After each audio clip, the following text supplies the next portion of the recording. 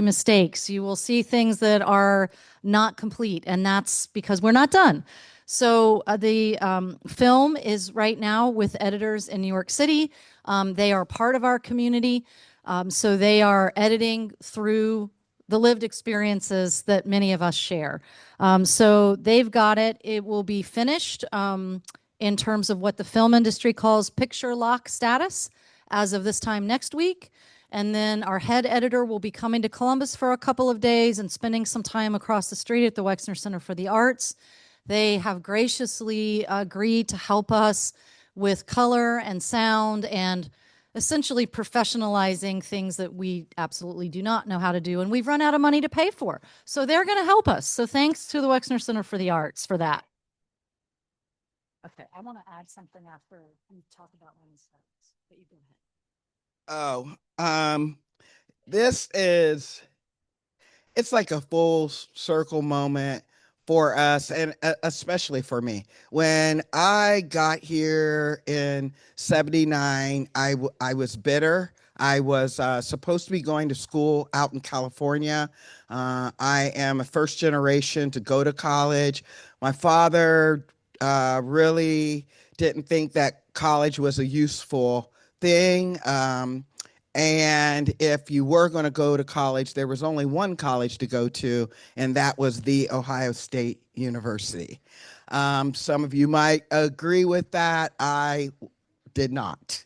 Um, however, uh, however, the universe has a way of doing for you, if you let it, what you need. And everything that is happening and culminating now is because I went to OSU and I met a couple people who steered me towards women's studies.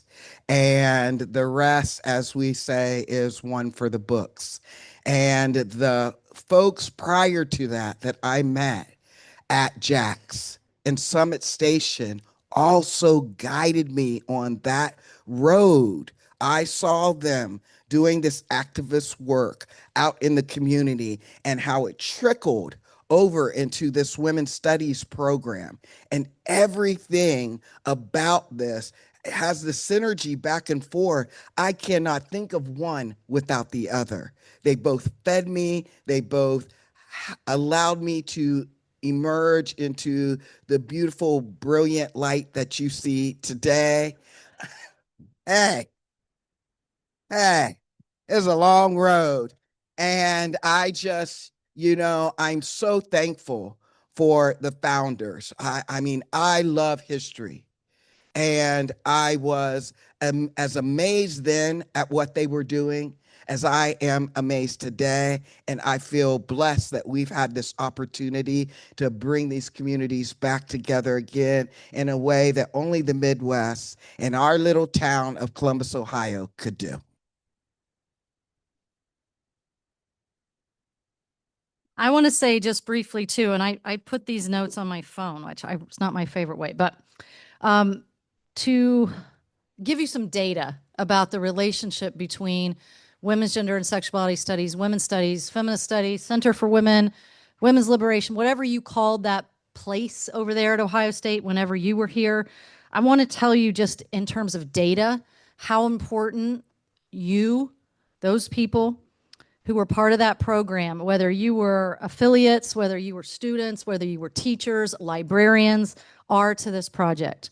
So we have had 305 individual donors to this 3-year endeavor.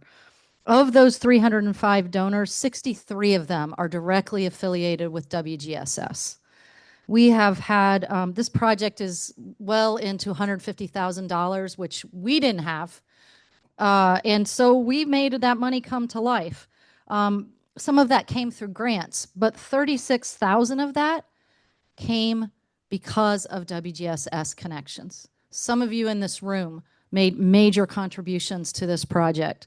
And I shouldn't even say major minor because they all matter. So let me just erase the major minor thing.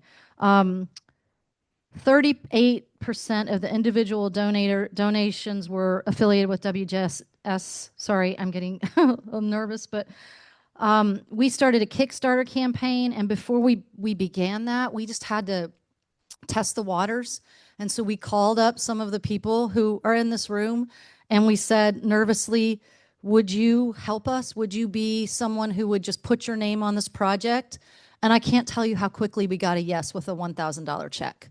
And soon after that came a $5,000 check. And these are from WGSS people, women's studies people. So we would not have this film without this project. That's financial. The other numbers that you need to know is that half of the 55 people we interviewed are affiliated with this program and that department and the bar. So the final piece of data is that everyone working on this project is either a graduate of the department, a former teacher, a student now, or someone affiliated with the program. So, and most of us are dykes or some variety of that.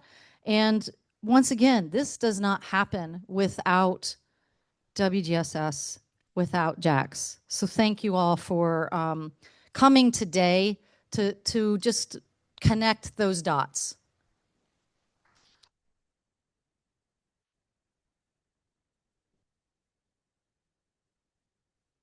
We do have a raffle going on. So the prizes are, if you, they may not have been set up when you came in. They are there now. So there'll be a little break after the film before the panel. So please check check that out.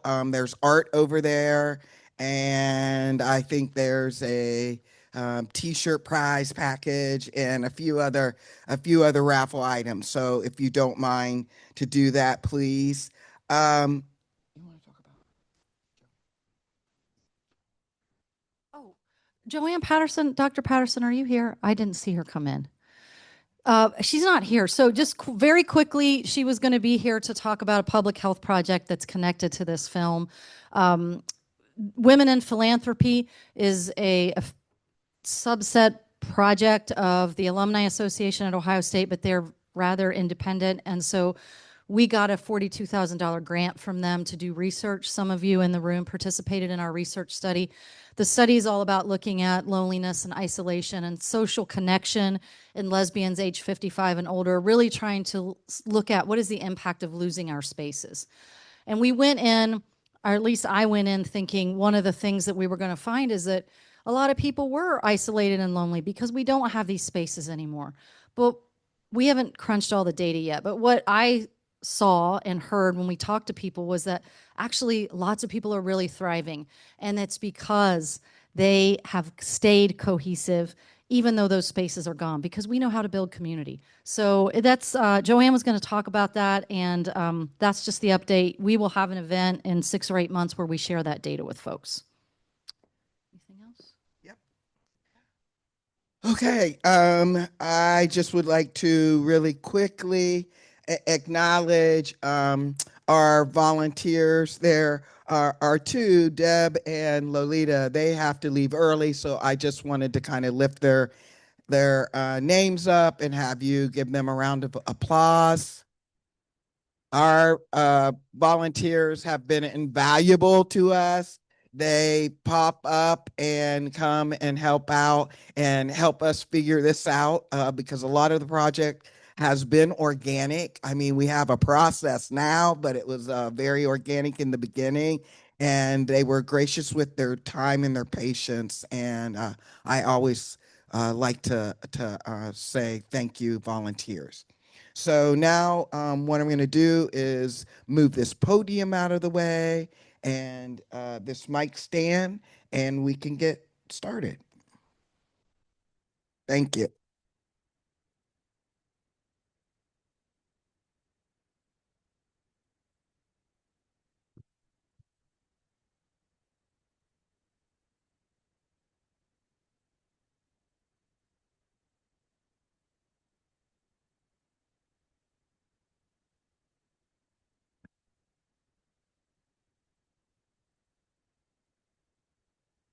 Then you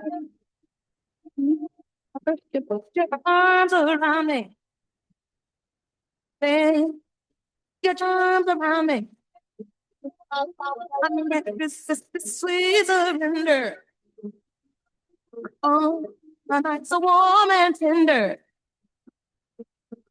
Staring into each other's eyes. And what we see is no surprise.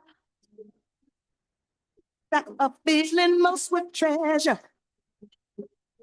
And the loves will be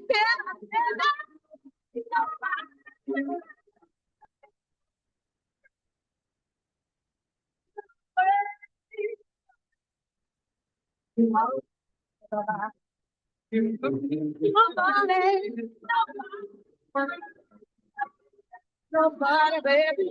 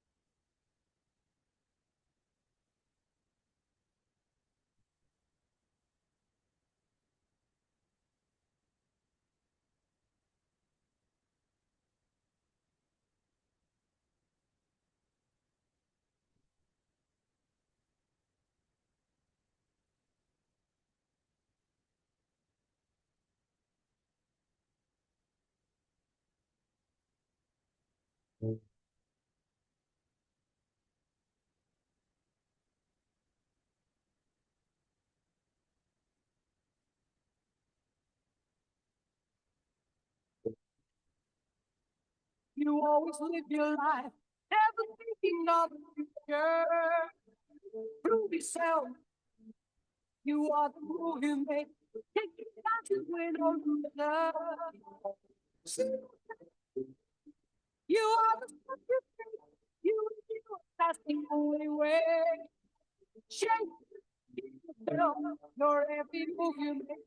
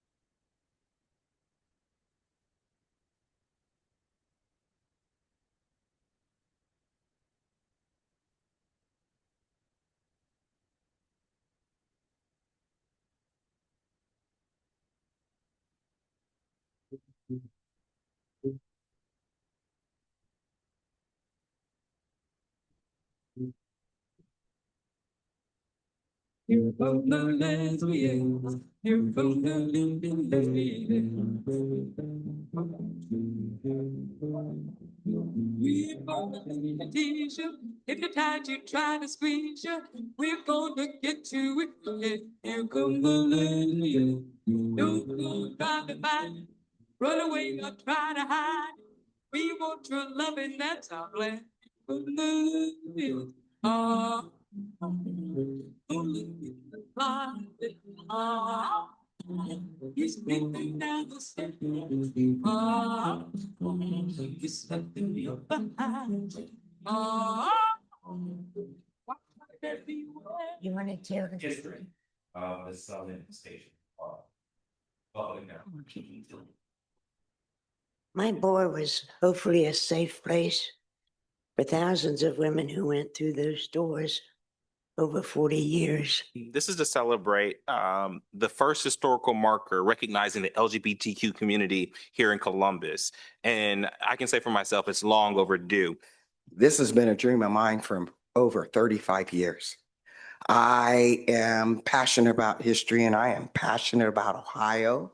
And I cannot stand it when people set us up as we just run around tipping over cows and that nothing. I mean, we laugh about it, but the truth of the matter is that oftentimes we are the butt of a lot of jokes when everything in my mind is connected to Ohio because we are the heart of it all. I didn't know that there was a place that would accept a person like me. And this woman doesn't have any idea of what she really did for this community and how many lives she saved in this community.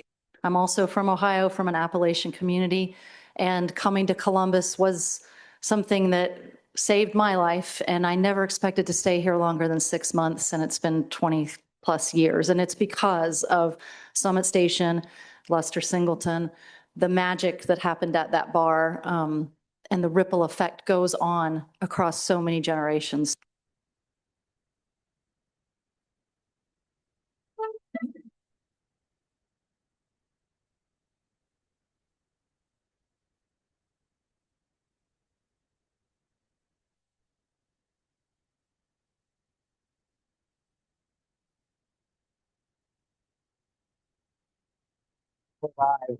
Lester, how are you? Years. It was so many years ago. Let me warm up. Shift your body a little bit toward me. Okay, we're good. So, what's about you? I am nervous. Like my heart is going.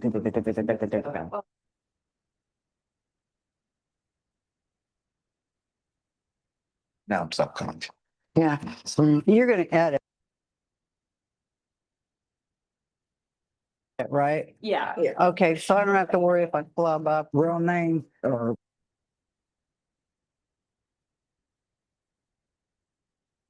nickname. Hi, my name is Dilip Parfit. I'm 83 years.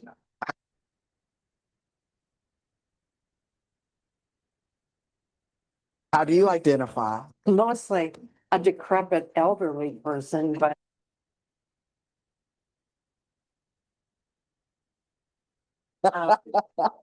actually, but no, I identify.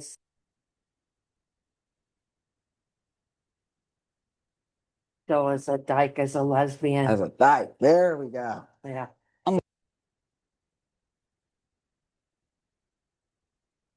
A gold star. I was sort of gay by night and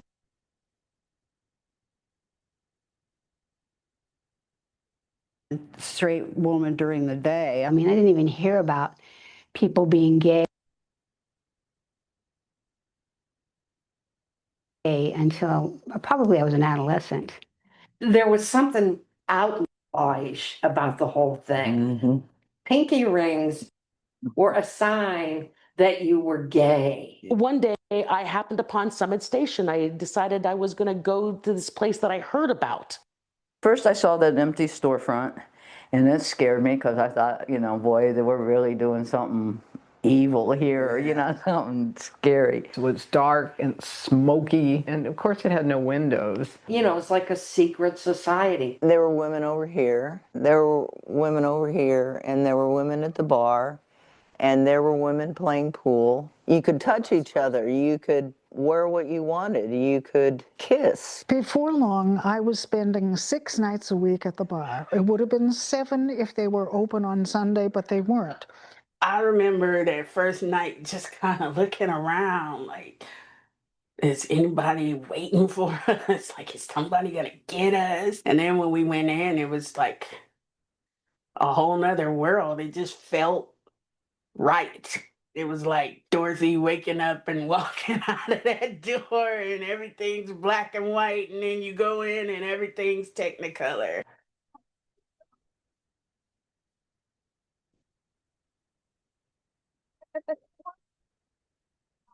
Like, there's no place like home.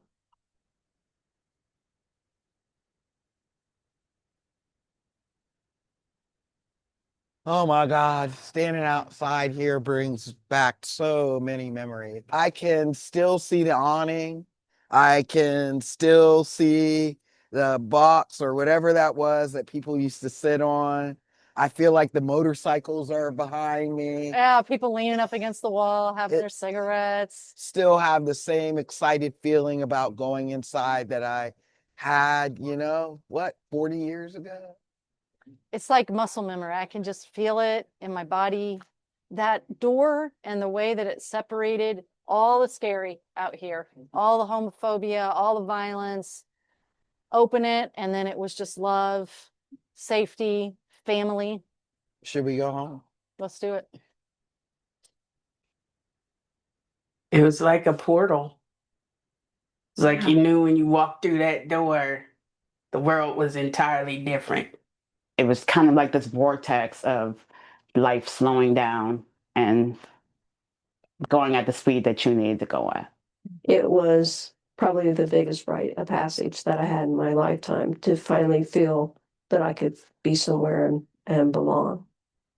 Gay bars were an alternate church space for people pre-Stonewall. Particularly the lesbian bar life has been a way that people have really connected. And pre-1975, it was the only place where people could have the connection. And if you found your way to the gay bar, because so many people walked, around, they parked far away, they didn't go in the first night. If you actually did that, no matter what your identity was, if you were there to actually find community, people embraced you. I was the first bartender the night it turned gay.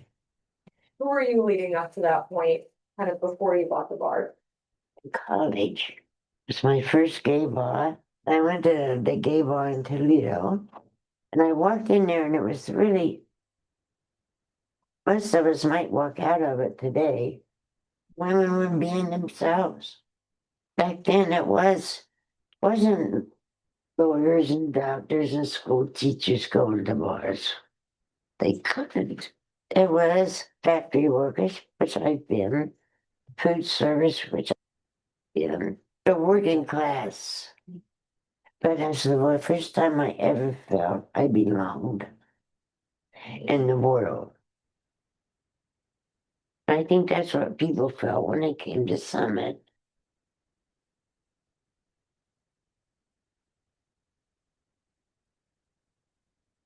I grew up in the bar, very simply.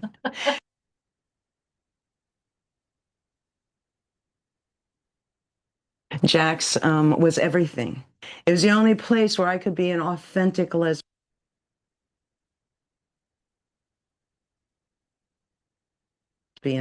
I mean, look at me, it's really hard to hide. Right? Come on.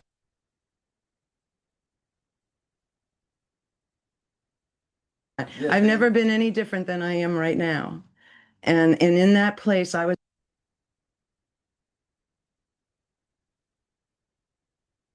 allowed to be my authentic self. So when did you start going there?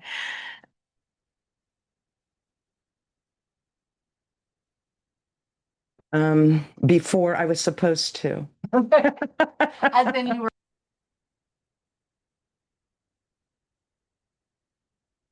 Underage. I was underage, and Cleta was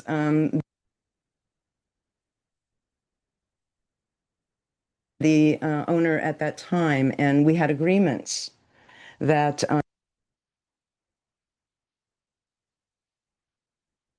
those of us that were underage could come in as long as we weren't drinking. When I first met Kalita, she was still married to her husband.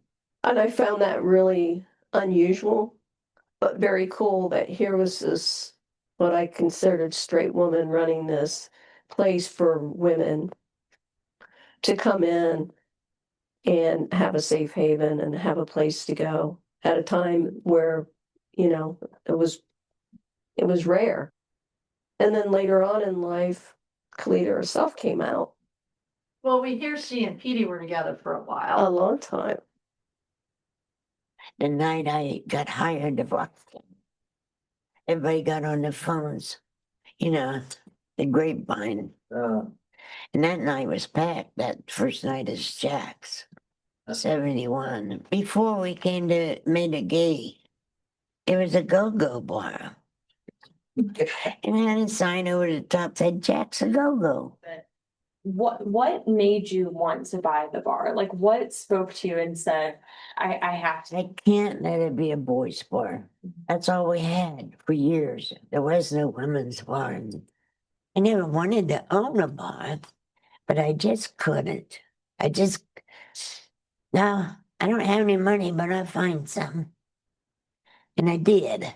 Where does the name Summit Station come from? How did you come up with that name? Summit was like, well, station, summit. So you can say you're going to the summit to your parents.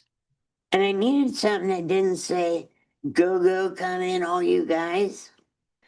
And I didn't want something that say, women come in, because you had to be careful. You had to be very careful. So we didn't advertise in regular newspapers. I tried my best not to be known. And our bar opened up just at the right time. Everything started happening at Stonewall, universities. This band started. This band started. This duet started. They started feeling safe coming out and performing. And the drag queen started it. As people were coming out, they had a coming out place to go to. Man, just hearing that door, that squeak is so quintessential Jack's Summit Station. You know, like I cannot think of this bar without that sound. I can hear it. Like you I know, can hear you it right hear it, now. you open it up, and the thing was, no matter where you were, everybody would turn and look. And you were afraid. You didn't know, or you could have been afraid, let's say, depending on what era you're coming in. But when we're thinking about the beginning of this bar, as it is shifting from a go-go bar, a neighborhood go-go bar, into a women's bar, these people are coming from a very scary outside world. Because it's a go-go bar, it has two sets of doors. So you come into a space and you would have to knock to get into the next space. You know, as you're coming through that, it's a literal portal, you know, Yep. and your world would be transformed.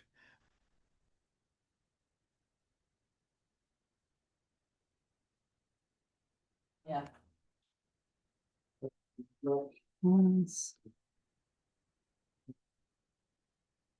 It's not fun getting old, let me tell you something. I just talked to her. She's still living. She wants me to go down to North Carolina. We were just like a family. You know what I mean? It's just because there was just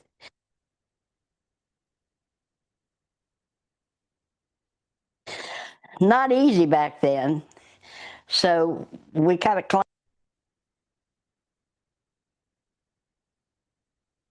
to each other. Somebody gets sick, we take care of them, you know, just the way it was. I guess I started out for Cleta as a door person and a part-time lover, and ended up for Petey Brown being bartender, bar manager. These two guys came in one night and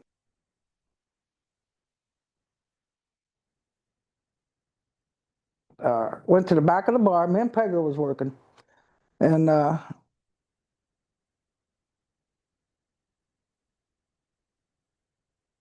they started pulling these two chairs behind them plastic chairs.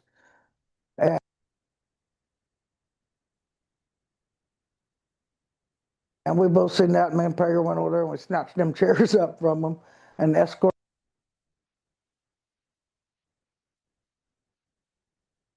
them to the front door. Just as we got to the front door, that one SOB took her face and smashed it in the wall. And that's when the DJ cut loose with something about, go get them now or something. The whole bar emptied out on the Summit Street. We had pool sticks, beer mugs, the whole 9 yards was out on Summit Street kicking these guys' butt. How did it feel to see the bar come to your like protection, or how do you interpret that? I would have expected exactly that, without hesitation. We had something we felt we needed to protect. It was bloody, but and I've been beat up more than once, but so it's lots of people, and we're still here. Those were the days when the police were totally hostile to gay people. Apparently downtown had found out there was a lesbian bar. The paddy wagon pulled up out front. I want to see your liquor license now. Right there. Well, they didn't.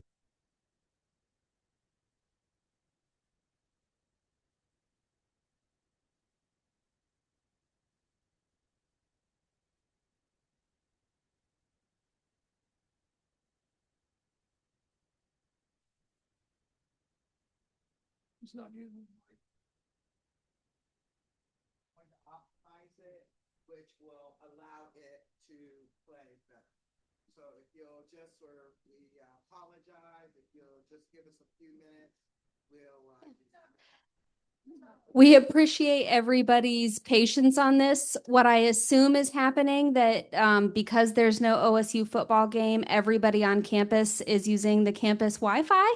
So we're going to do some boosting on our end, and we're going to get this fixed. But in the meantime, take a restroom break, go out and get some fresh air. And then once we get back in, it'll only take us about 3 or so minutes, 3 to 5 minutes to get this going. And then you will be able to see an uninterrupted film, and we greatly appreciate your patience.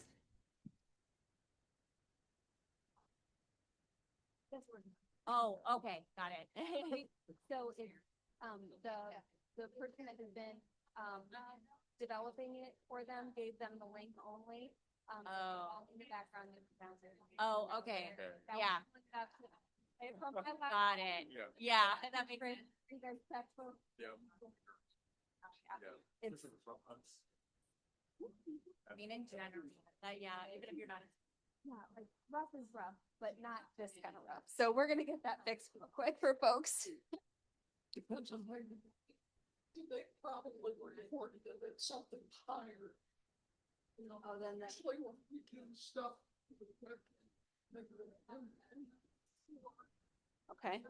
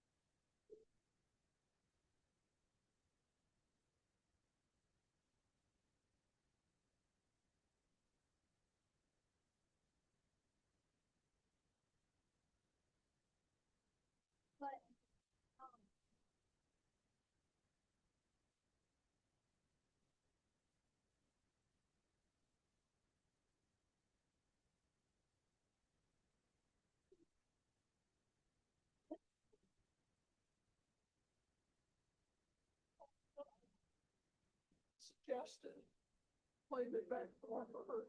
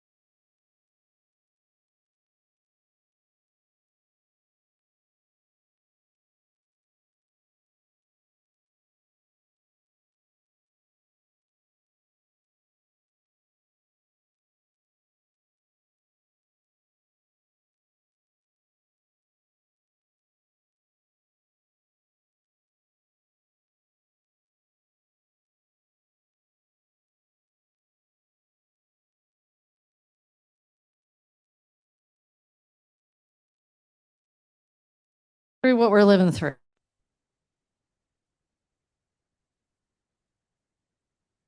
Some cookies.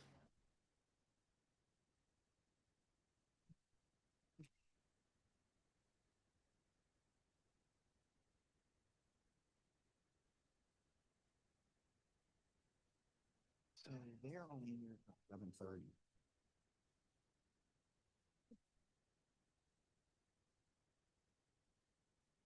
They're going to bring them out.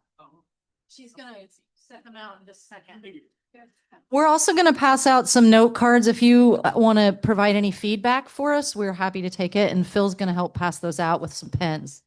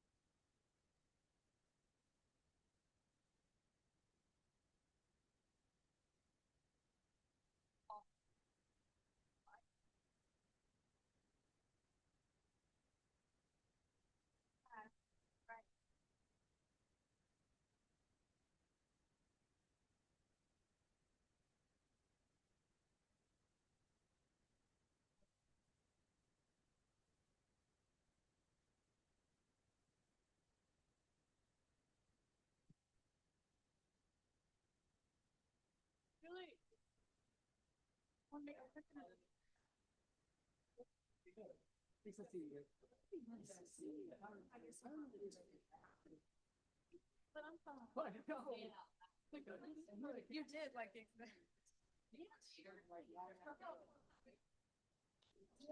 Doesn't need to go up higher. Is that the full screen? That's the full screen. Okay, so I should go a little higher. Oh, yeah, you could bring it up there. That's great stuff. I'll be here, but this is where we're at. So, prodded me. There. I'll bring the bottom of collar. Is that as zoom out as it can go? Okay. Zoomed in as it can go. Move in and out a little. Make it bigger. Yeah, it'll hit people in the. Yeah. Oh, then you know what's going on. Or have us. And I'll see if I can come out. Or do you think any of them are little? Do you think any of them are taller than you? Everybody is.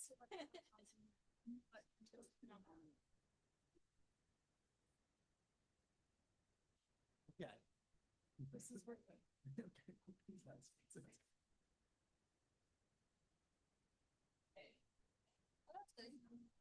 It just started to see. I just started to see.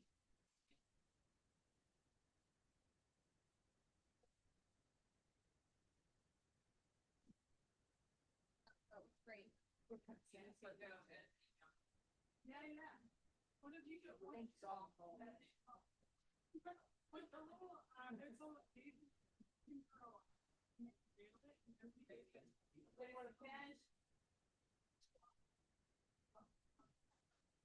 Okay, since we are working on an abbreviated schedule now, what we are going to do is some of you, well, everyone should be aware that there's an election coming up in November. And it is a very crucial and critical to our state politics, to our local politics here. If you don't know, you can ask a few people, you can look it up, but but there is a person that we would like to give an opportunity to say a couple words about his bid for city council, an exciting new energy in the House. And since he has always supported us, I would like to give him the opportunity to say a few words. Jesse Vogel, welcome to the stage. Thank you. Hey, thanks everyone. My name is Jesse Vogel. I'm a candidate for Columbus City Council running on the ballot this year, November. First of all, what an amazing film. I feel honored to be here meeting folks in this room who we saw on stage. And Luster has been such an important advocate in the community I've gotten to know. This is a moment, I think, when a lot of us are thinking about how we can stand up for our communities. And I've been a lawyer representing low-income renters in Columbus as a legal aid attorney. Now I'm an immigration attorney. I'm a gay person who understands that we stand on the shoulders of the history of LGBTQ queer organizing and community building that we saw so brilliantly displayed in today's film. So I, hope this is a moment we can all work together to think about everything we can do to make Columbus even better, even safer, even more protective of our people who are under attack right now from the White House and from the State House. I know that everything is on the line because I represent folks struggling to stay housed. No, it isn't. Come here, help me. Trying to stay I've in had it. safe, Got me right here. space, as the Trump administration is coming into our communities. And I know we can do more as a city to strategize and to protect our people. And that's why I'm running for city council. So my name is Jesse Vogel, and I don't want to take too much more of your time. I'm thankful for the space you are creating today. And I hope you get out and learn about this election and make sure to vote on November 4th or before. Thanks. Look, there's a video filter. There's none now. Also on the 20, is it the 29th or the 27th, Jesse? The 29th? Monday. It's us. Yeah, at Rumors. October, right? Yeah. October 29th. October 27th. Hey, look, the ADHD is real up here. It's real. Okay, October 27th at Rumors over on Parsons Avenue. Myself and Lee Kilban here are going to host a Get Out and Know Jesse event that evening, 6:30. I think it's 6:30. Check our Instagram. Check our Instagram. That's what you do. We have an Instagram. Okay. Check our Instagram, which I'm sure you could probably find on my Instagram. And, just look up Luster De La Vie and get the info. And come out for us, please. I'm gonna ask our panelists. Do you want to introduce them or just have them come up already? How about if yeah, I'm going to do it. But I'd like the panelists to start making their way and find a seat, and then Mary will introduce you. I've got some raffle tickets. I'm going to pull some prizes. Okay. This is for, we have 2 paintings donated by Mary tonight. This is for, it's first come, first serve. So if you get, they'll be back at the registration desk. The first number for your choice of art is 635-4724. 635-4724. How about 4709? 400. All right. Yay. We got it. Is there can we get some air on? Please. If we could have some air, that'd be awesome. You get a bunch of lesbians together, it's going to get heated up. I don't know. That's what they tell me. All right. Second piece of artwork How about, they're all 635, so 4653. 4653. 4680. You got we've got a winner, folks. We've got a winner. Yay. Okay. This next. Oh, there's one more framed artwork. Okay, well then 680. 4680. Yay. Wait a minute. You probably have an inroad there. These next two prizes will be your choice of t-shirt and a sticker packet. 4684. 4684. 4658. Well, look at you. Well, you don't. Somebody else out there like a t-shirt and a sticker packet? Come on, don't be shy. Okay, you got it? Okay, this is for our second t-shirt prize and sticker packet. Someone will meet you back at merch and help you with that. This next number is 4658. If it's you again, I'm digging down it. I gotta shake these up. 4658? No. 4704. 4704. Yes, all right. Someone will meet you. Lee, if you could take care of this young lady, please. Go to merchandise, your choice of t-shirt and a sticker packet. I think we have one more prize, but I don't know what it is, so I will come back later and we will get the panel started. Julie, can you come up here, please? Just a moment.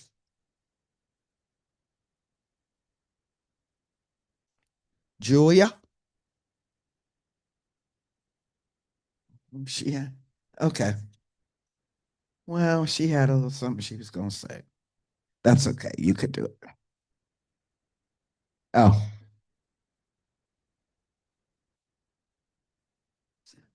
To introduce me.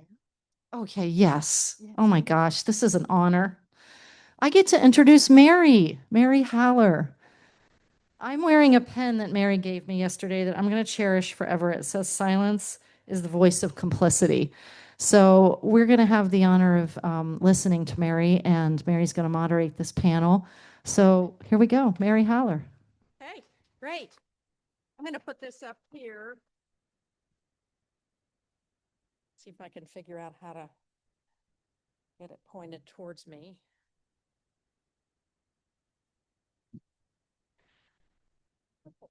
There, I think I got it now. Do I have it backwards?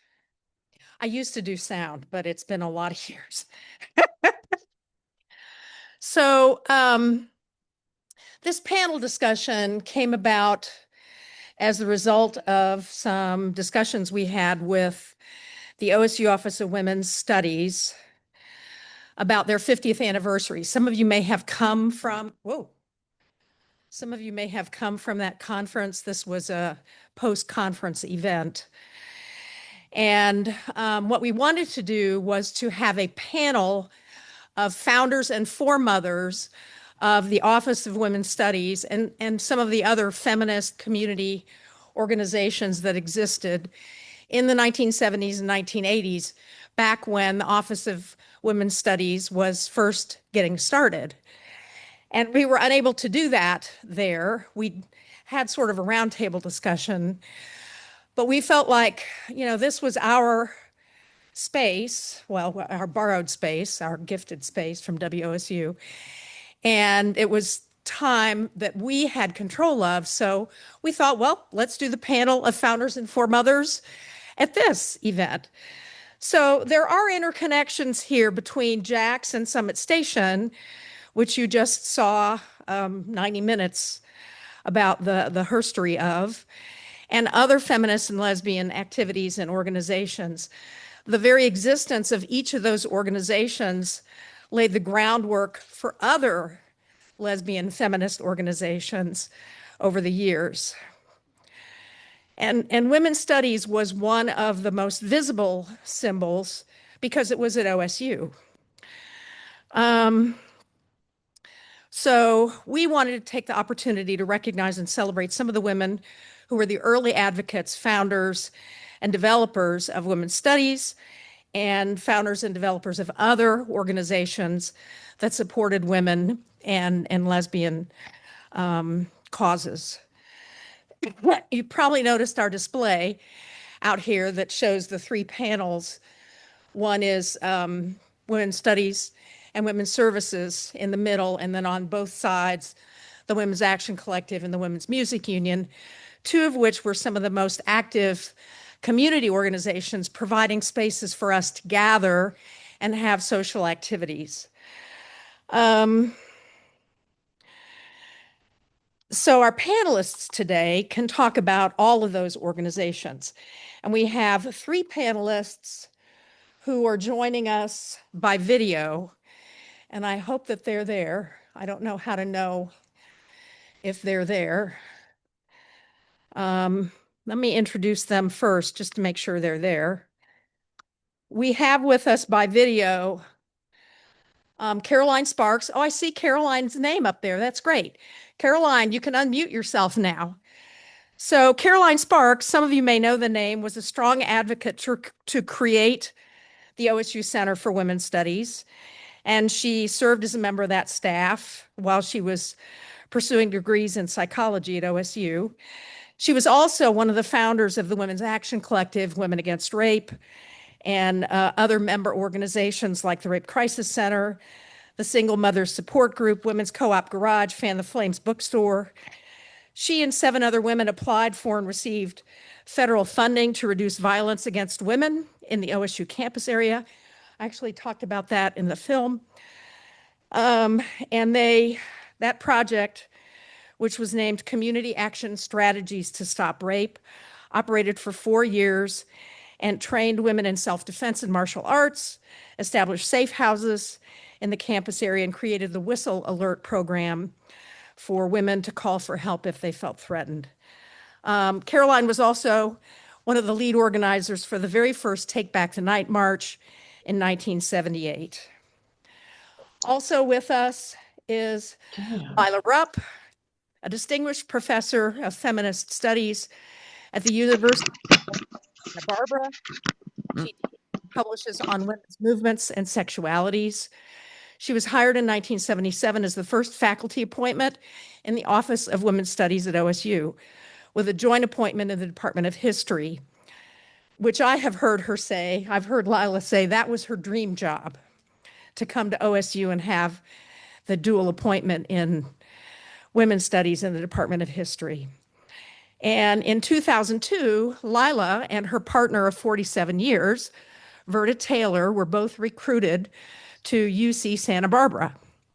Verda Taylor is an emerita distinguished professor of sociology at the University of California, Santa Barbara, where she held an affiliated appointment in feminist studies.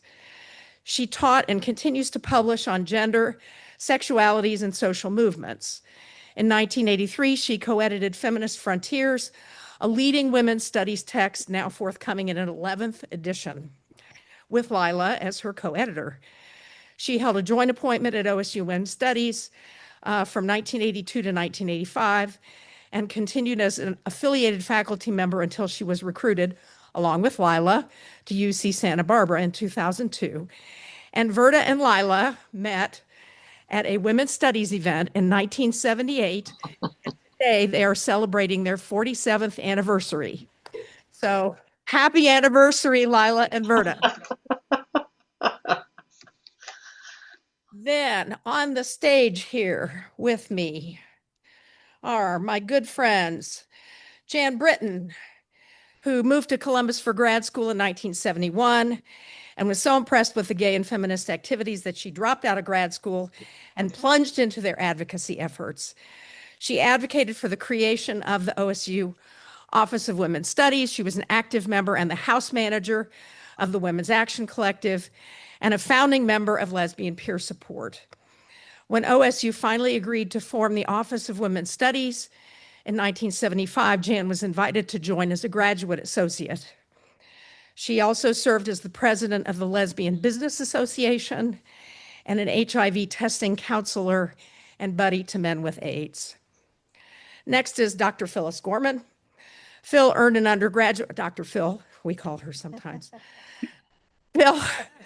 Phil earned her undergraduate master's and PhD from OSU in sociology with minors in women's studies and U.S. women's history. She taught women's studies and sociology part-time for 35 years while pursuing a public sector career in a wide range of human resource leadership roles for the state of Ohio. Phil was a founding member of Mamazons, a lesbian moms organization. She also served 32 years as a crew member for the Michigan Women's Music Festival. Now retired, she lives in Columbus, Ohio, with her partner, Diana Erchik. Next is Lester P. Singleton, who you've already met, who is a queer, proud Black Appalachian, who is a parent, writer, commentator, and freedom fighter.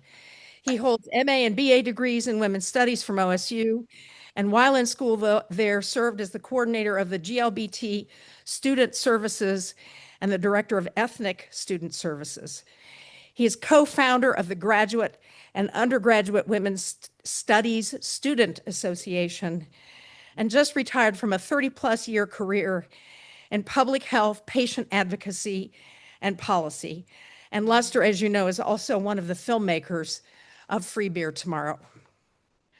And last is Chris Smithies, a community activist in the 70s and 80s. Chris was a regular drinker at Summit Station and recalls the long, chatty bathroom line.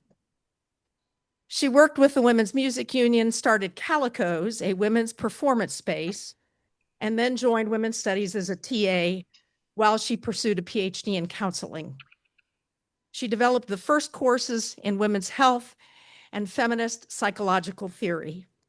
Chris worked as an AIDS activist in the 80s and 90s, started support groups for HIV women in Cincinnati and Columbus, and that resulted in a book that she co-authored with Patty Lather called Troubling the Angels.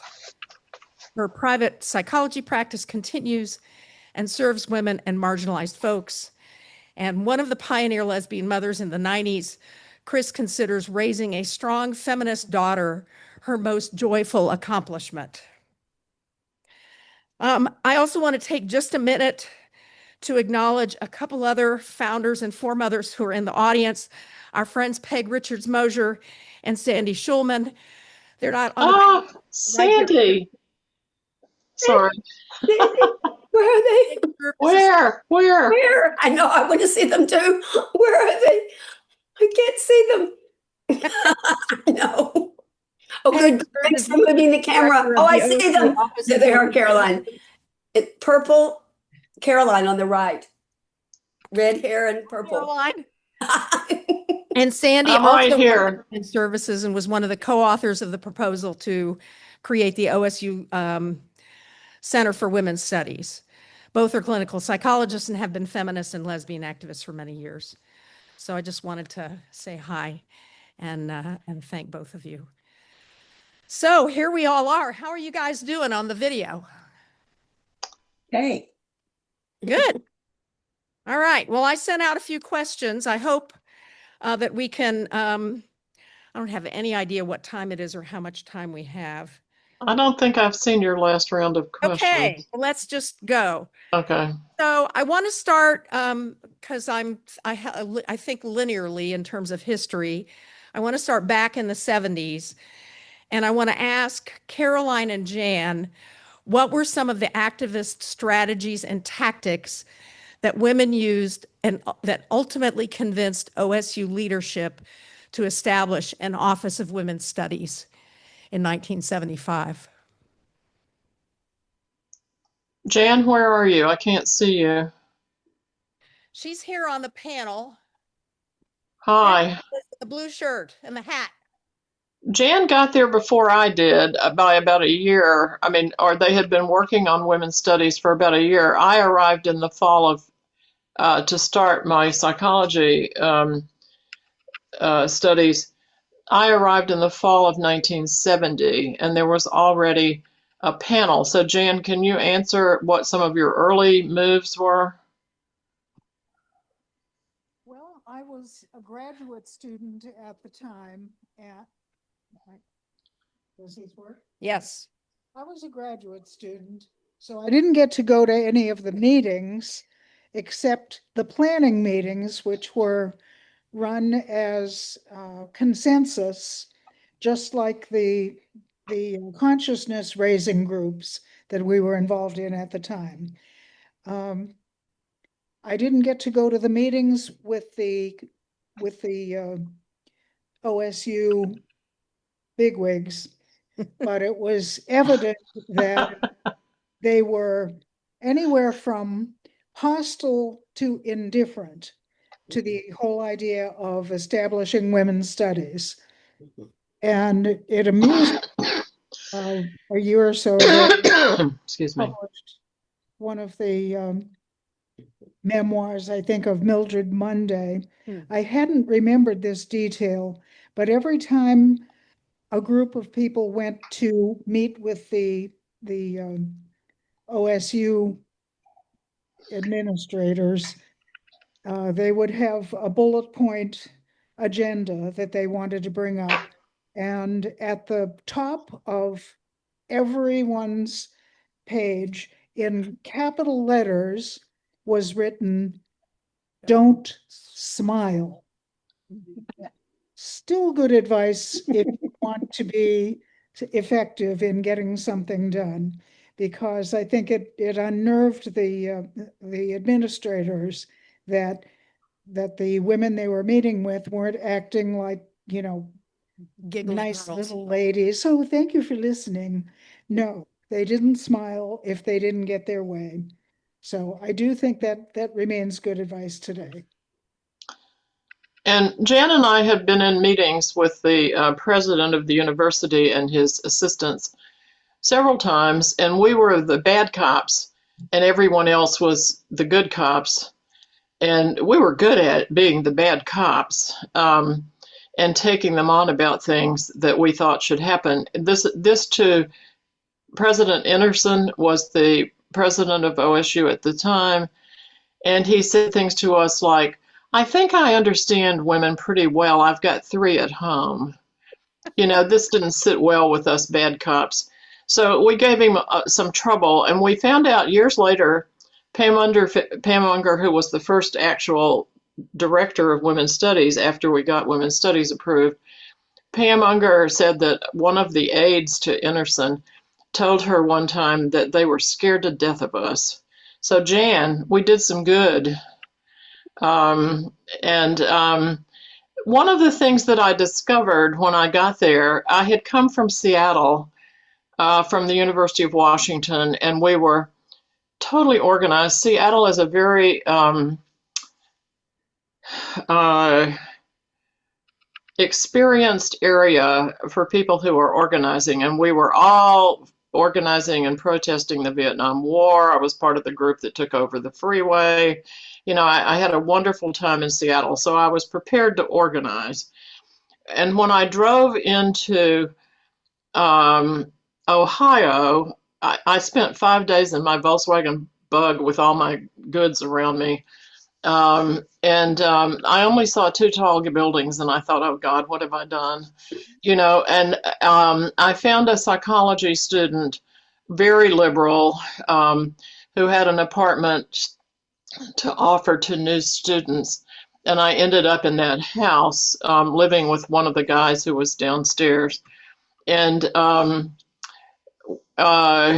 so I immediately signed up for the Women's Studies committee, and we just started organizing the thing. I mean, if we had waited for the academics to actually get that approved, I don't know how long it would have taken.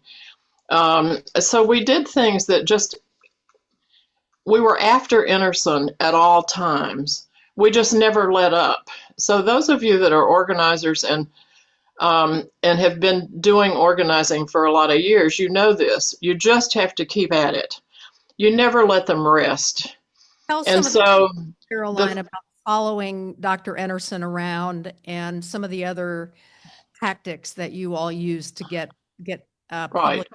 So one of the things that we did was meet with Enerson as often as we could make an appointment and talk about what we wanted to see in women's studies and that it should be a very forward-looking program.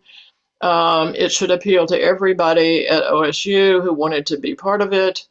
And as I said, we just never let up. And so one of the things, I have a picture of this if you can see it. This is what I used to look like.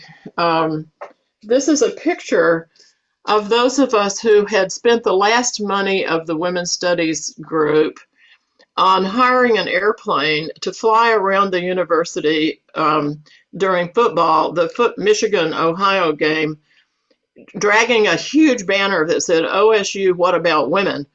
You can't see the plane, or I would show it to you. It's just a dot in the sky. I mean, it was a nice plane, and it cost us a lot of money, but you can't see it. We were running around outside the stadium trying to take pictures. This is Beth McNear.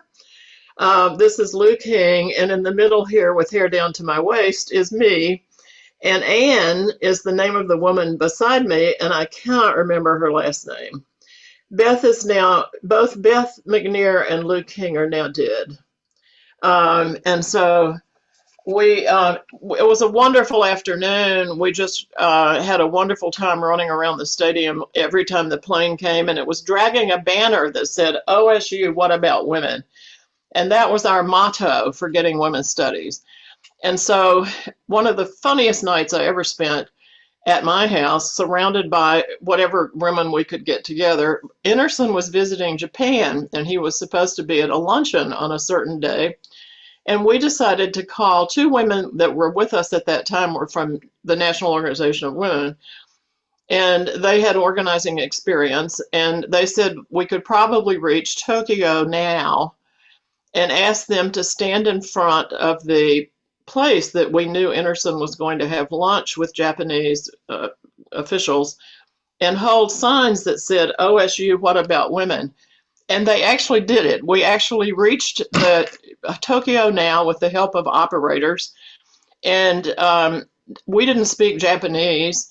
They didn't speak much English, but we got across to them. And so when Enerson came out of that luncheon, there were all these Japanese women holding signs that said, OSU, what about women? The only other story I'll tell is that about women's studies is that I got on a plane. I was on a committee at the CDC already, and I was flying to Atlanta for the committee meeting. And I got on a plane headed for Atlanta, and Enerson was sitting at a window seat with no one by him. Well, who could pass that up? So I sat down next to Enerson, and he was mine all the way to Atlanta. And I had a marvelous time. He declared women's studies. We won women's studies. I think y'all's dates are off a bit. It was announced, of course, during the winter break because no one would be there. And that's standard, when you're doing organizing. They always announce you've won when nobody's around. So it's December something. The other thing is that I'm the founder of the Women's Action Collective. I thought about it the whole first summer that we were off between 1970-71. And in the fall of 71, I knew enough about Columbus and women's groups to call a bunch of people to my house, and I gave everybody a 3x5 card. And I said, on one side, please write the things that you would like to accomplish if you were the member of a Women's Action Collective. And on the other side, give us what you offer to us all. Sunny Graff, as many of you may know Sunny, who has become she's one of the top 4 women in martial arts all over the world.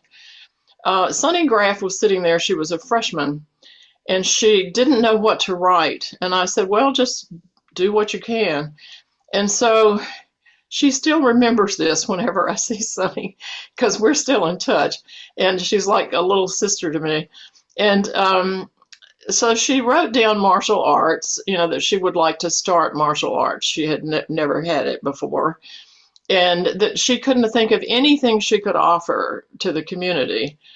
And of course, she's the founder of the Rape Crisis Center. As part of the Women's Action Collective, Sunny is actually the founder of what became the Rape Crisis Center.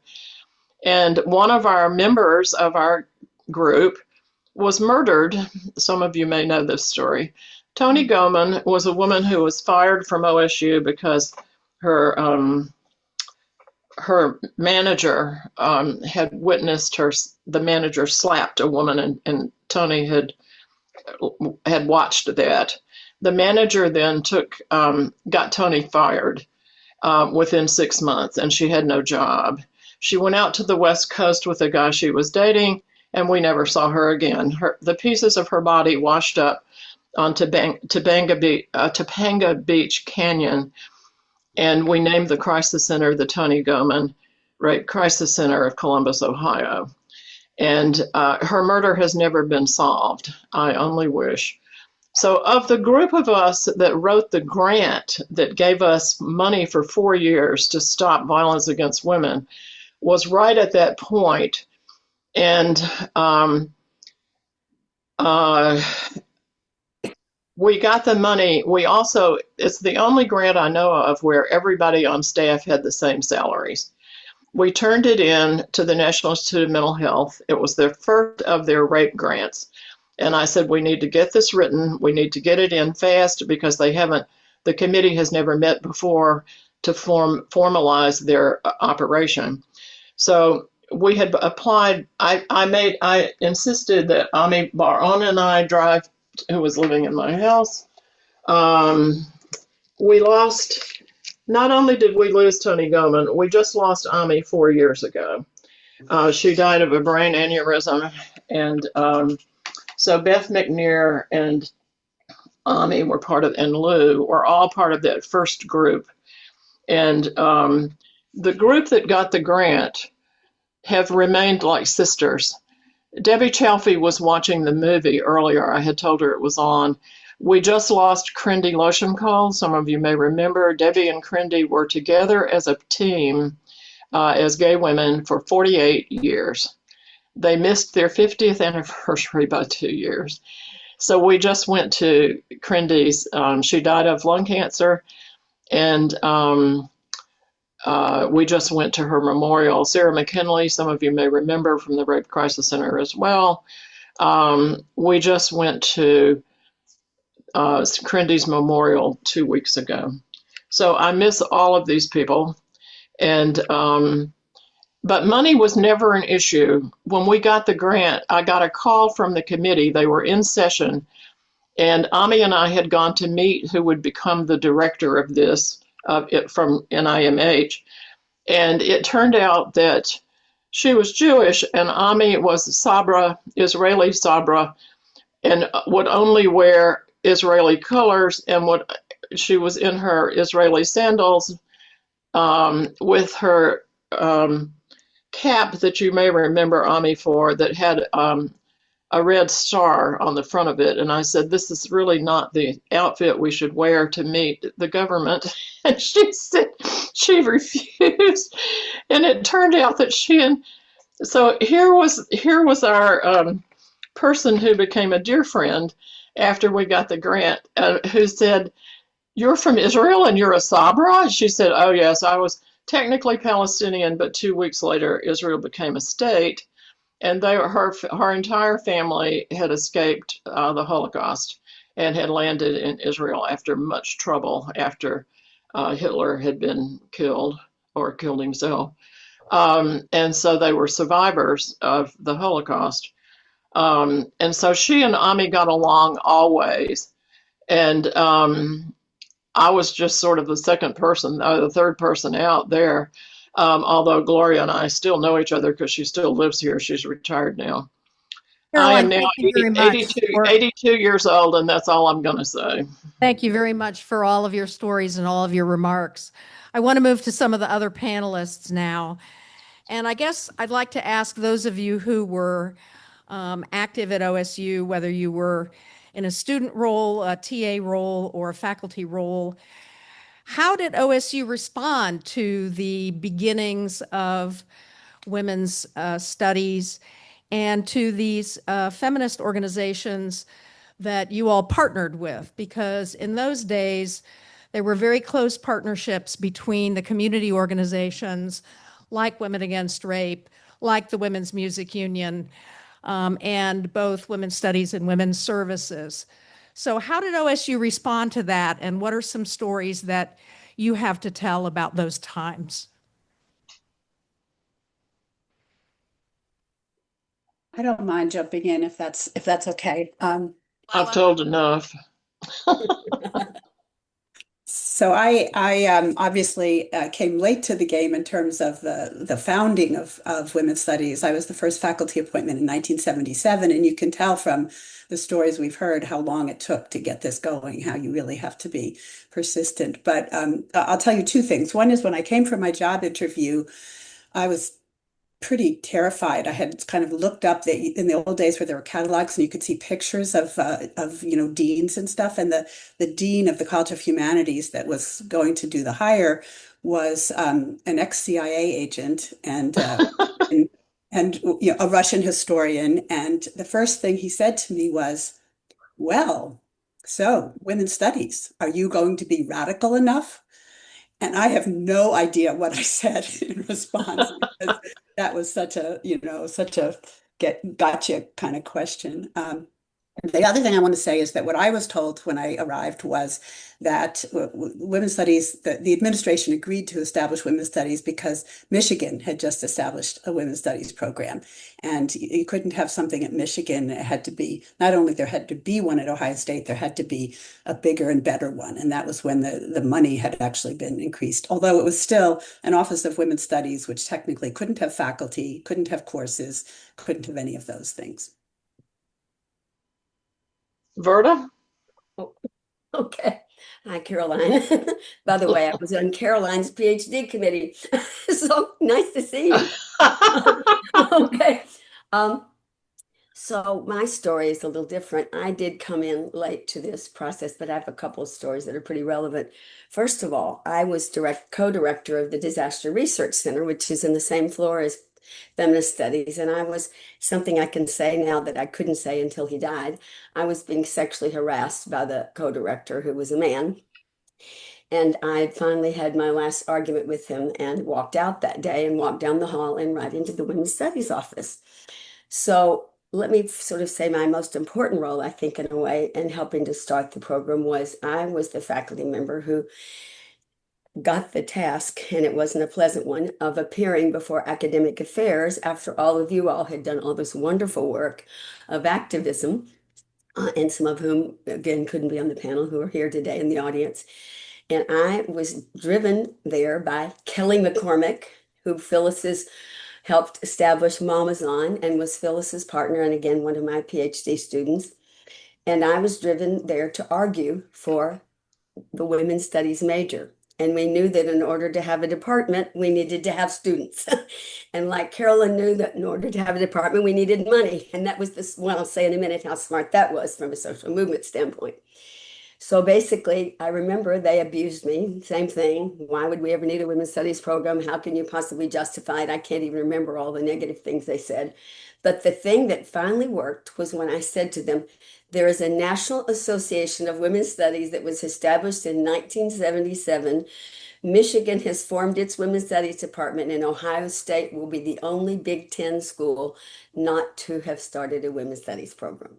Then they listened.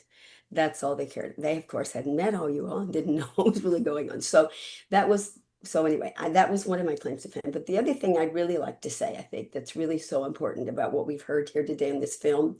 First, I'd like to thank you all for making this film.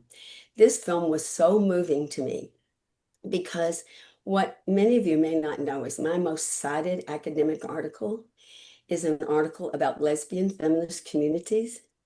And it is based on 14 lesbian communities, but it's really based on my experience in Columbus. And then my graduate student replicated it. Nancy Whittier wrote this book, Persistence of the Women's Movement, in which we argued that during hostile times, repressive times, the way social movements survive is by building what was built in Columbus, a community where people can build a social life, a world around their political commitments. Well, first it was being a lesbian, it was also being a feminist. So that feminist community has actually been the basis of a major theory of abeyance, which is a theory of how social movements survive under repressive times. If you just click it right now on the computer, I mean, I was surprised. On Google, you can Google and see abeyance theory, and it talks about it being basically it was based originally on what was taking place with this very powerful feminist community in Columbus, Ohio. So that film was really incredibly moving to me. And I want to thank you all for all that you did, because there wasn't a single women's studies program, I think, in the United States that was not formed as a result of activism. I think you're completely correct. At the time, we had the most money of anybody. So when you got raises later, that we were proud of the fact that at least OSU had what we considered a fairly pitiful amount of money, but it turned out to be initially more than any other Big Ten school had. Yes, yes. And eventually I left because it wasn't as receptive a place to be a feminist scholar and an LGBTQ scholar. So the one other thing that I wanted to sort of talk about briefly, because I know there are a lot of people who want to speak today, is I want to talk about the importance really of, for the future and for young women to think about what the women did in this period when they knew that they were not seen in a positive light. And that's the same thing now. LGBTQ people are now the targets of the new administration. And similarly, we also know that trans people are actually living under the equivalent of Jim Crow. I mean, they were losing all rights today. And similarly, words like feminism, women, the idea that there aren't two genders, banned. So in some ways, the situation we're facing now is even worse. So I wanted to encourage activist groups to delve into this big literature that's actually being developed about how movements survive during repressive times. And also to tell you, the ironic thing is this theory that we developed of abeyance, how movements change. They built solidarity. There are three characteristics of how movements are able to survive. First, they have to keep an activist network together, a group of people who are commonly committed to the same commitment, they're committed to the same cause, the same political commitments. In this case, it's really the same political commitments. Feminism, women's studies is political, or lesbianism. And secondly, they have to promote solidarity, find ways to build a social life, which is what was basically the softball teams and Women Against Rape. Their serious activities, serious issues were dealt with, by feminist organizations in the community that were separate from the dominant organizations that were at that time very masculinist and patriarchal and exclusive. So in a sense, the way to survive is to promote, to keep, and also writings. Now that we can actually, they're trying to abolish these organizations. This is what's taking place right now since the Charlie Kirk assassination, basically, is they are trying to abolish these organizations so that we cannot keep alive activist groups that are resisting the dominant government authority. So this is more important than ever. Speaking out, even if it's peacefully, even if it's quiet. I mean, even if we can't do the kind of outrageous things that we did, we have got to keep speaking up. We cannot obey in advance, as Timothy Snyder said. And this is the most frightening thing that's happening now. Because one last thing I will say is, remember that in 1980, Reagan was elected. Everything these women were doing was in the late 70s. And the 80s were really when all of this was starting to be planned. I mean, a lot of these activities, if you look at 2025, Project 2025, this has all been in the making now for several decades. So what happened, and there's a lot of literature on this, is when Obama was in office, the right-wing extremist groups built up power by going into abeyance. And there are multiple books now that have written about it. Socializing their children to only listen to Ku Klux Klan music, the hate label, dressing up, like Nazis on Halloween, basically coming to believe these right-wing ideas so that then when Trump was elected, as Kathy Bleet has written in her book, they were all ready. I spoke to her about it. She's a social movement scholar who's written about right-wing extremism. So I think we need to know this is going to be a long battle. It's going to be just as long as the battle they engaged in, and if not longer. And I'm sorry to take up so much time, and I'm sorry if my voice is shaking, but watching this today made me feel so sad in so many ways that I left this beautiful community, even though I know it's not still there. It reminded me of how it Some of us helped are still make me here. who I am. It sounds like they are still there. It And is, but they're not long on space. I just want to add the fact that I had been married at like 24 and divorced at 25, and I came out at Jack's. And so Jack's was always our place to go. There are more planning meetings that we've had at Jack's than anywhere else in Columbus, Ohio. So thank you for the movie. I can't wait for it to come out. And the entire Women's Action Collective, the entire group of Women Against Rape and all these other groups we started, they have all met at Jack's at various points. So the Women's Co-op Garage, you remember this, for $5, I still can find my ticket when I clean. It says, lifelong member of the Women's Cooperative Garage. And that was one of the things when I asked people to fill out those cards for the Action Collective. The thing that won and that we organized first, because that's what they wanted, was to learn auto mechanics. I made arrangements for a high school down in Columbus to take us, and all these men were sitting there the night 14 women walked in to watch a movie about cars and how they operate. And we were like, look at that. Look at that. And the men were like, oh, God. So we learned how to do that, and we started the garage, and we fixed cars, and we taught lots of people in Columbus how to fix cars. So it depends on what your goal is at the time, and that was one that was easily taken care of. Thank you, Caroline. I also still have my card that says, one thing more, I still have my card that says, you have just insulted a lesbian. In 3 days your prick will fall off. We actually put that up on our little slideshow that's running in the other room. If oh, how nice. I found it, and it's up on the slideshow. I'd like to May I say that framed pictures from Fan the Flames are hanging in the sociology department at UCSB. Oh, how marvelous. We're in the top 5 gender programs in the United States, and Fan the Flames posters are hanging there. Well, let me tell you, I have one other, if we have a second. Caroline, I'd like to ask some of the other women who are on the panel to. Oh, I'm sorry. I thought this was it. So, sorry, I forgot. I wonder if Phil and Chris and Lester have some remarks about how OSU responded to you when you were there, and some of the stories and troubles that you might have had.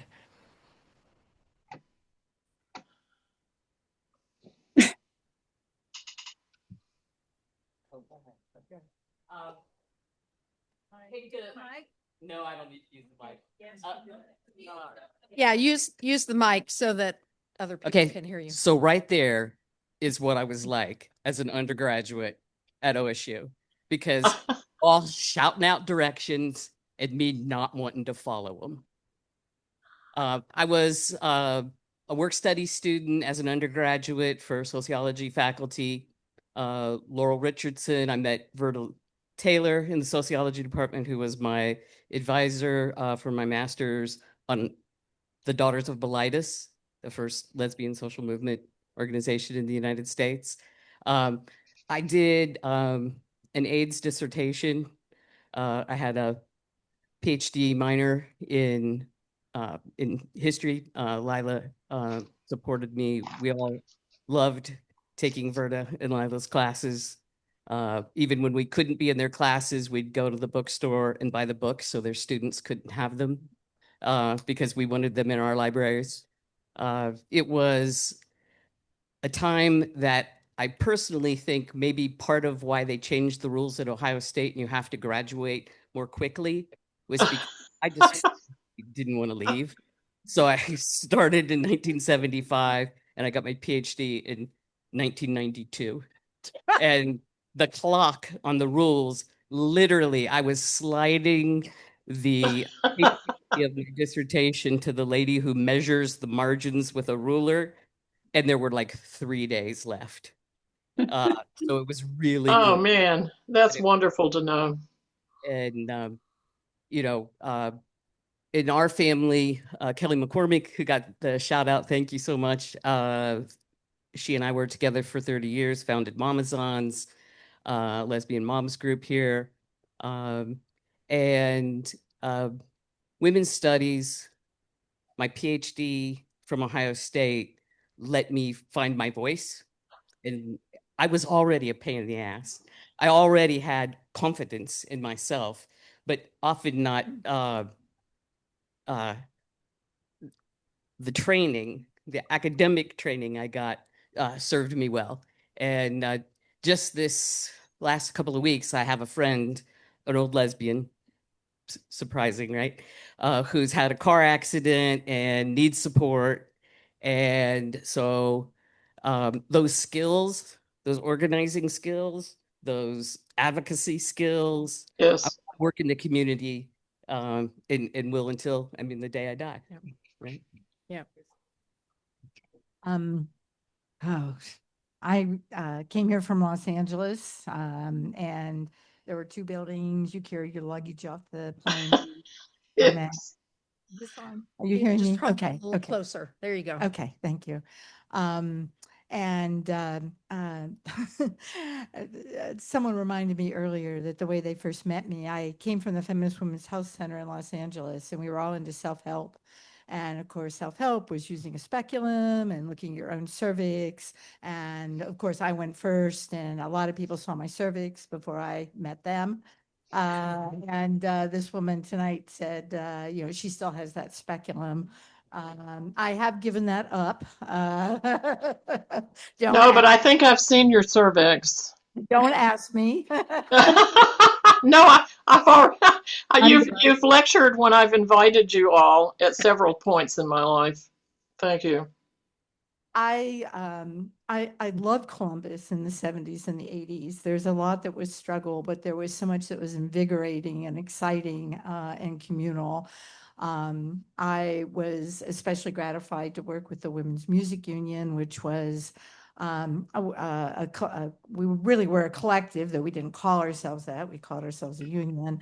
We were women who had fallen in love with women's music, and obviously the classics like Mae Christian and Chris Williamson and Holly Near, and of course the list became much longer after that.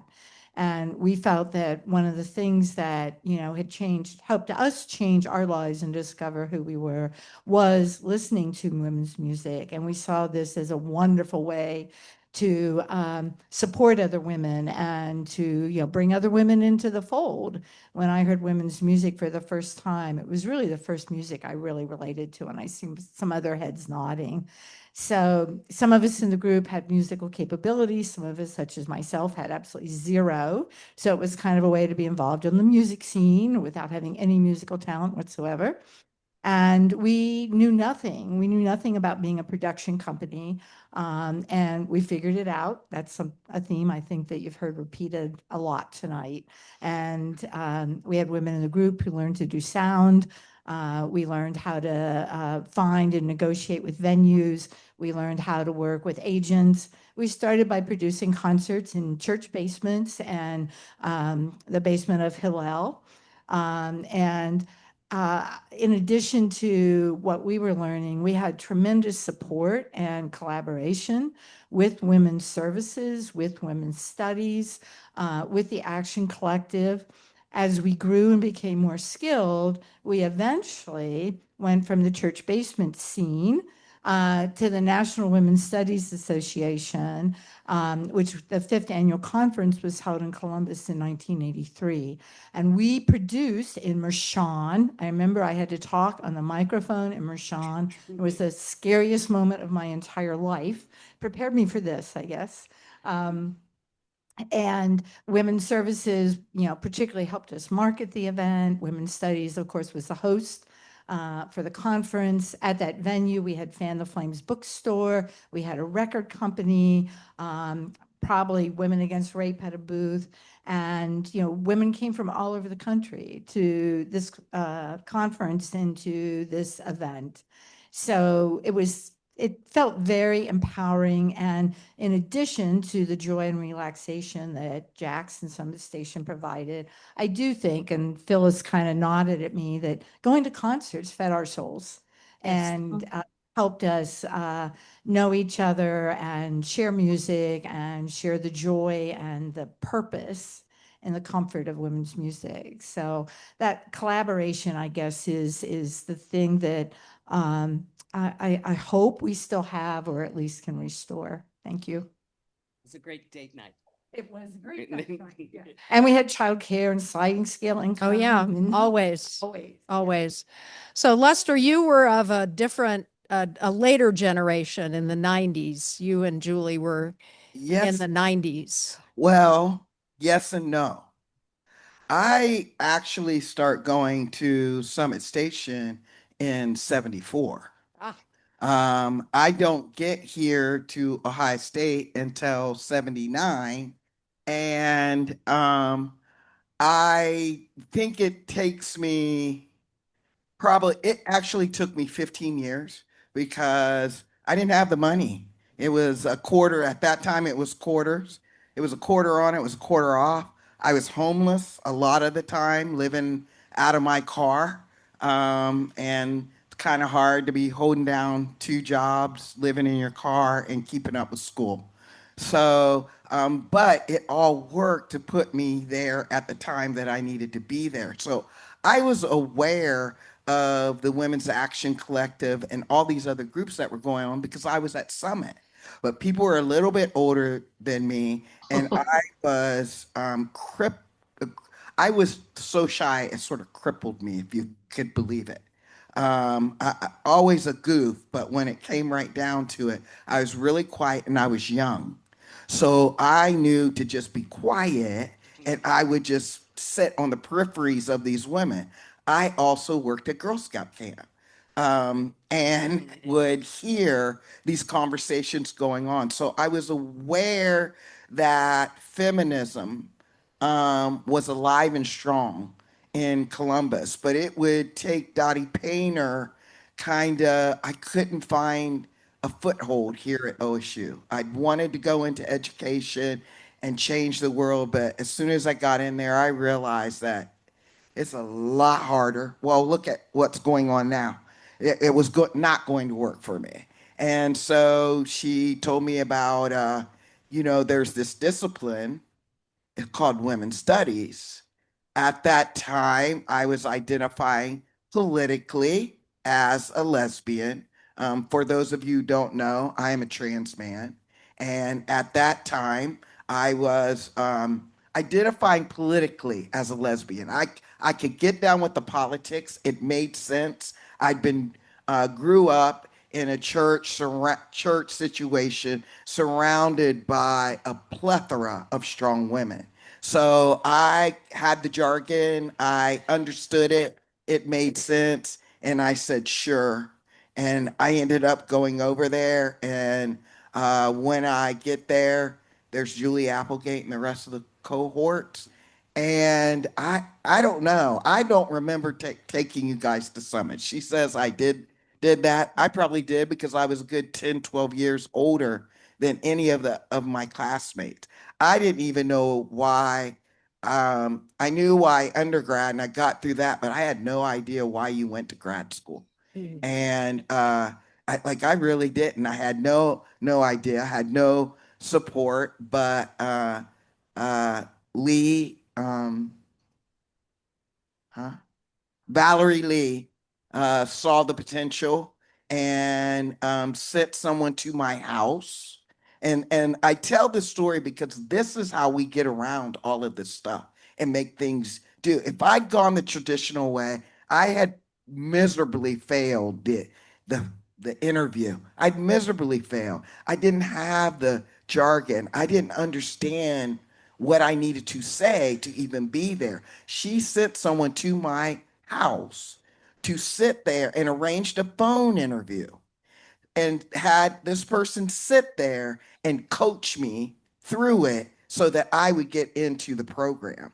And because of that, and because I just come from organizing people, Yeah. it just made sense and what I had seen. So we get there, and one of the things I realized when we got there was sort of this, in my opinion, conservative bent that was happening in women's studies that I didn't feel that great about.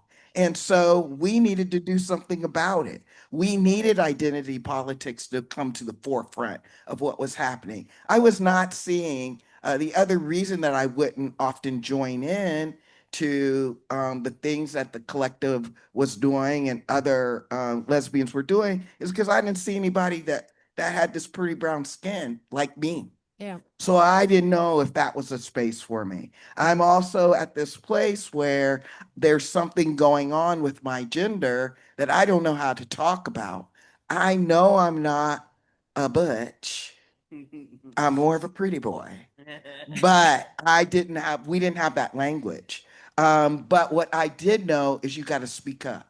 You got to keep talking. And if somebody tells you you can't, then you politely ask why not. You figure that, and then you're like, oh, okay, well, I just need to go around this way.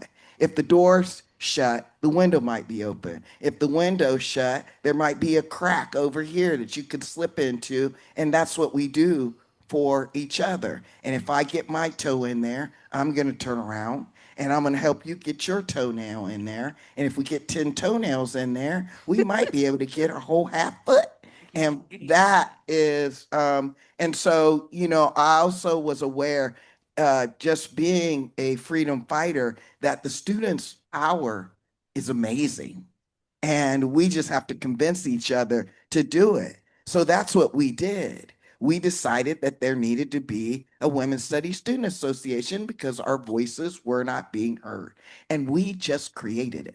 That's just what we did. And it continues on to this day. And I feel that it was very much because of what you all did. That's what I learned. There is no other way around it. We never really needed the administration. Yes, we got to do this, that, and the other, but we were still doing all these other things out here.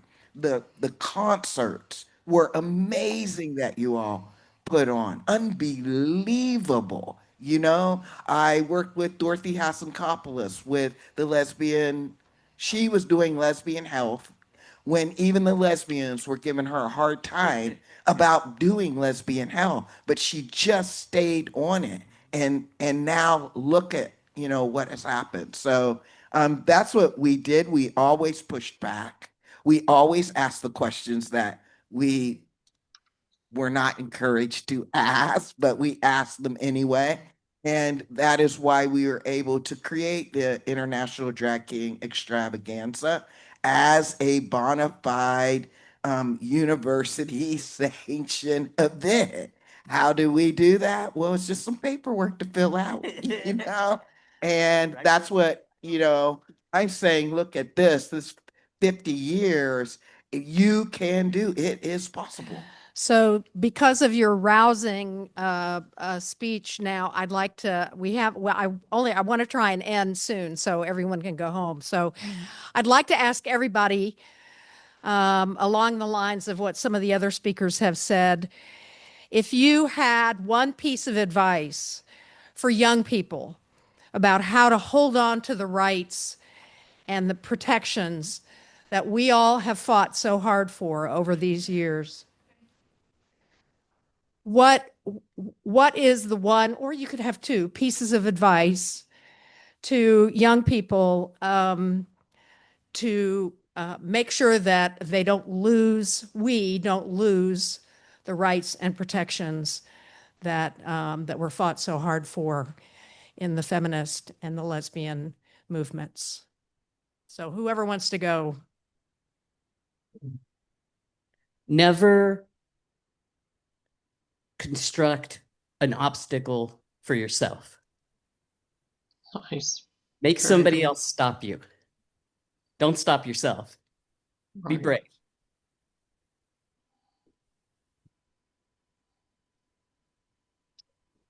Oh, wow.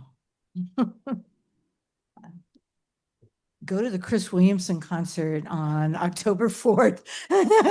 Oh yeah, we should do PR for that. Yeah, treat your soul. And we really do need to take good care of ourselves and each other in these times, however that works best for you. But to make time for that so that we stay strong and well. And I am I'm very excited by the role that younger people can play. Something that happened yesterday when I was sitting at the elder table. For the first time, I felt like an elder in a really positive way.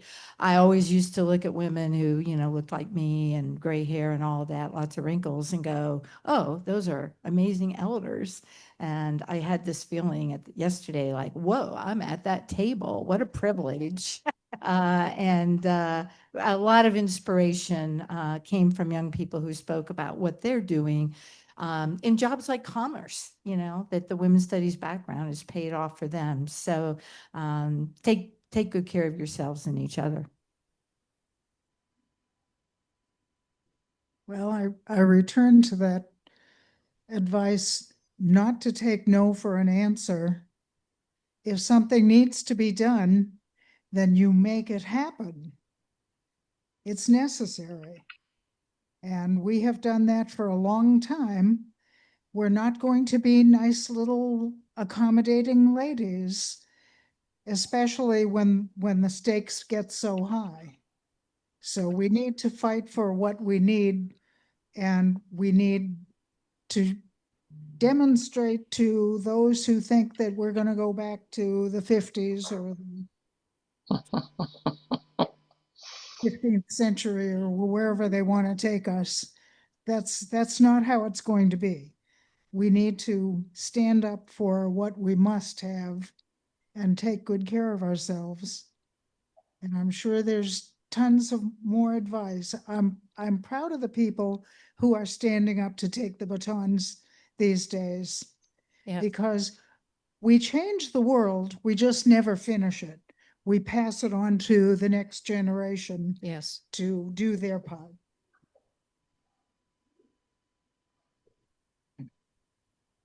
What immediately came to my mind was don't believe the hype. The way that you control people is get them to believe that they're less than what they are, that you're less than what you are. Our being here proves to you that you're as great as you want to be. And that's what it is scary. You have to grab a hold of that fear and grab a hold of that scare and just use that as inspiration for your next. Have a cry, have a yell, have a whatever, and then go on with it. Because if you do it, they'll do it. If you do it, they will do it. And the little things matter. What I see so many folks doing is trying to, have their Martin Luther King moment or something. You don't need to have that. You can have your hour with your friends, teaching them something about what you learned today. It will reverberate. It will always say something. Always say something. You could say, oh, oops, I stand corrected.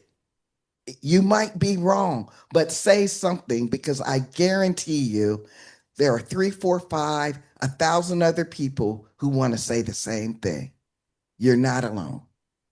Thank you. Folks on video, Oh, I'll jump in. Okay. I think I want to take heart from the confluence of this particular event, bringing together JAX, the Women's Action Collective, and Women's Studies. And it's really the lesson that we have to work on all fronts. We need Yes. politics, we need places to gather, we need social life, we need education. And so I think that's, and then following up from what Verda said, we need to keep organizing in all the ways that we can. And I've been lately, it's really tough in these times. I've been adopting the meme of radical optimism. And so I think we have to hold on to that. We have to be radical optimists. And I one last thing I just want to say, it is so wonderful to see and hear so many people from the past that meant so much in my life that I'm just thrilled. So thank you all. It's great to hear and see you too. Go ahead, Verda. You're muted, Verda. I said a lot of it before, but the one thing I think is the most important is don't believe you are the only one. And it does tie into everything everyone's saying who is experiencing that. In other words, and feels that way. In other words, people who think they're the only one who is against what's happening. And that is not true. In other words, that's why it's so important to do what everyone's suggesting. Stay connected. Find a community where you have a sense of belonging, wherever it is. If it's in the workplace, we have to change every single front. There's a battle on every front. Speak up. Don't believe you're the only one who feels that way, because the isolation is what leads to silence. And of course, lack of education. We know, wasn't it Putin who said, education leads to wars? Because basically that's why they're preventing education, because they don't want us to have knowledge. So what you're doing and what we're doing in education now is some of the most important work, to educate other people when we talk to them about how this isn't the first time this has happened. And what has happened at this authoritarian playbook has happened elsewhere, and what happens as a result, because we are educated. So when we talk to other people, to make it less personal and less about, quote, these politicians, and more about what it's like when a society is becoming authoritarian and how people have to, what they have to do to maintain democracy. Thank you, Verda. Caroline? Yes. I am an organizer and a starter of things, and my most recent, it's 2 weeks old. Here's your chance to get in on the ground floor. I am tired of asking men to do things for us and give us our liberty. And we have an inalienable right to be equal. And so I have just started a nonprofit in Maryland that is called We Are Equal, period. The t-shirt will say period. We need to just continue to live our lives as if we are equal, and indeed we are equal. We are in fact better educated than the average male. They're never going to vote for us to be equal. I'm tired of even asking for it. We have to assume that we are equal and move on that grounds. I don't want to have to start something that has to collect umpteen millions of dollars in order to get going.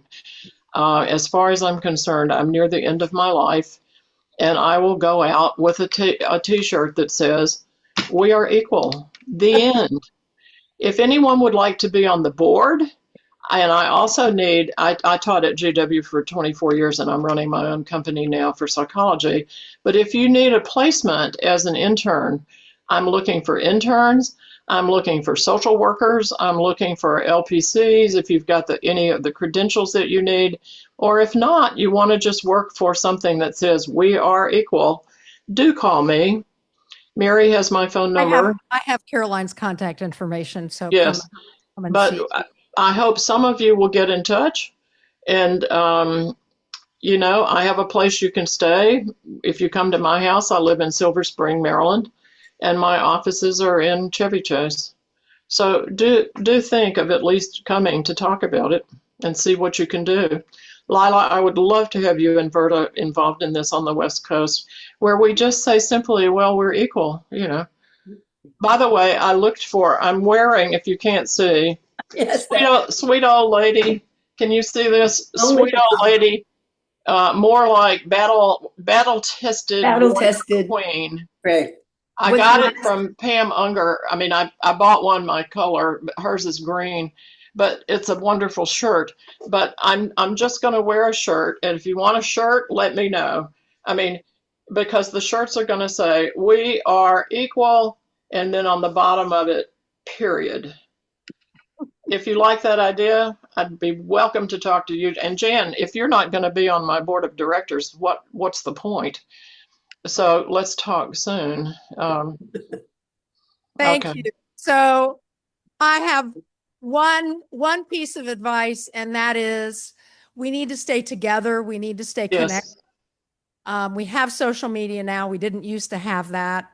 When I was doing this work, we did mailings. We put posters up on telephone poles. We put them in store windows.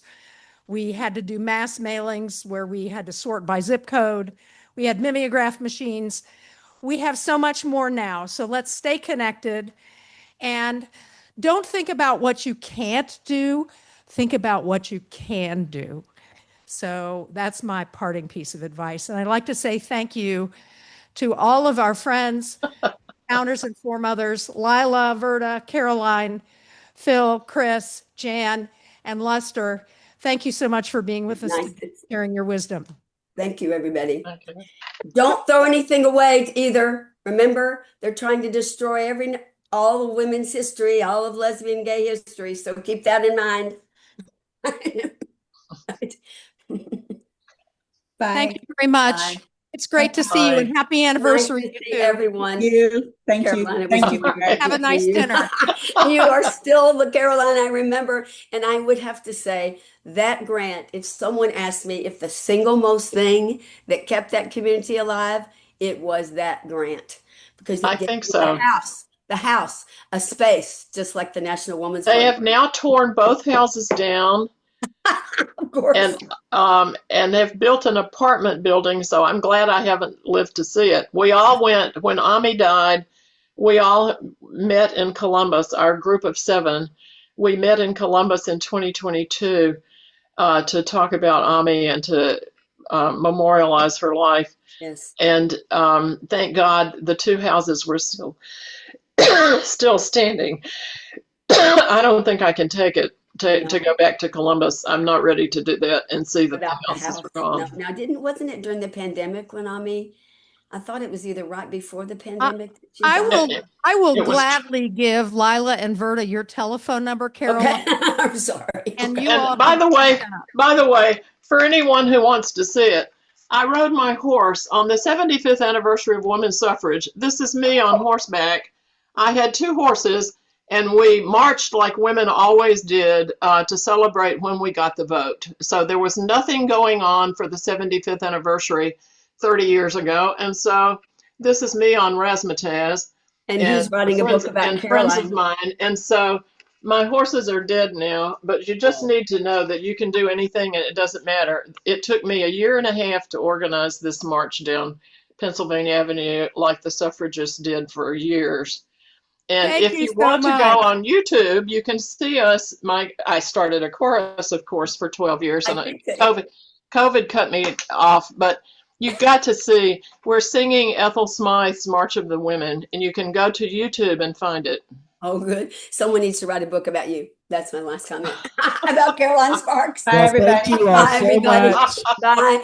Mary, are you writing the book really about Caroline? appreciate it. Thank you all so much. Thank you. I have for my eyes coming on out. Jan.